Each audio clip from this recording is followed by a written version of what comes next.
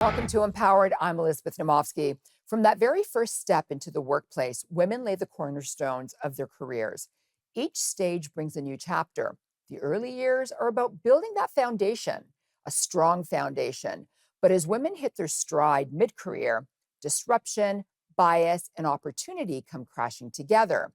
Now, in leadership roles, the story evolves. It's about wielding influence, finding balance, and harnessing technology for impact. And in the later years, it all comes down to security and legacy, ensuring every ounce of hard work stands the test of time. Today, we go behind the scenes with an executive recruiter to uncover what it really takes for women to thrive at work every step of the way. I'm joined by Pamela Ruebusch, CEO at TSI Group Inc., a retained executive search firm placing leadership roles throughout North America. Today's topic is optimizing your career path. Pamela, welcome to Empowered. It's good to see you again. Thanks for having me, Liz. Okay, so let's go through this. Let's start at the very, very beginning. When women are just entering the job market, that's where basically the foundation is built.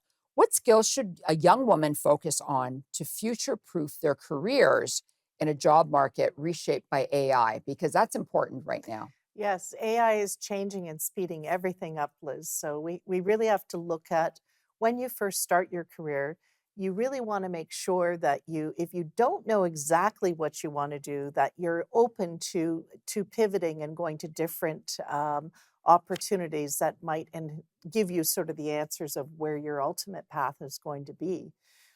AI, if we take a step back, we don't even know what we don't know. So by 2030 and by 2035, there are jobs that do not exist today that are going to be popping up. So that is good. That's why it's important to set the foundation. And in the early years, you really need to make sure that you're curious, that you really understand how and who are the influencers in your life that are going to help you learn and uncover who you really are. Some people know people that want to do more accounting roles or in specific marketing roles or engineering roles. Those are kind of set roles in terms of the skill set, but other people don't know what they want to do, so they really are on more of a navigation and a journey. But AI is going to impact all of that, and the pace of change is just going to increase by the minute. I love the fact that you said to be curious, because I always tell people if you don't know, ask questions. So, how can women entering the workforce recognize and negotiate their true market value from the start? Because that's a hard thing for a lot of people to do. Yeah, I think a lot of times don't be timid. Make sure that you talk to your peers, you know, what in and knowing sort of what the salary and career paths, but also the compensation paths that are there for different roles. One thing I wanted to point out is in the older Yeah. days when we were graduating from university, we all, we sort of knew what types of companies we want to be with larger Fortune, typically Fortune 500 companies. Today, the young people entering the workplace are going into the gig economy. They are actually becoming the CEOs for themselves, and it's just a whole different journey and path. So it's not just one set path of especially as a search firm, we would look for that progression. But a lot of times, like people will jump around to different roles and then eventually find their true path in life. It's interesting that you said they want to be CEOs. We typically have 10 to 12 interns at the office in the summertime. Yeah. And this entire group that was in the past summer all had this entrepreneurial spirit, Yes. which is really nice to hear.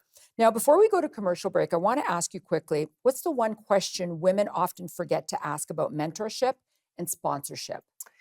Well, mentorship is important. Whether you have a formal mentor or just various people that help influence your career, you really need to make sure that there is somebody that you can ask them that they will help you learn. And I always say that we fail into success. So somebody that's willing to tell you where your gaps are versus what your strengths are.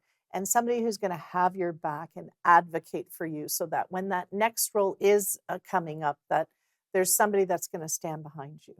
Mhm. Those are wonderful words of wisdom to go into the next commercial break.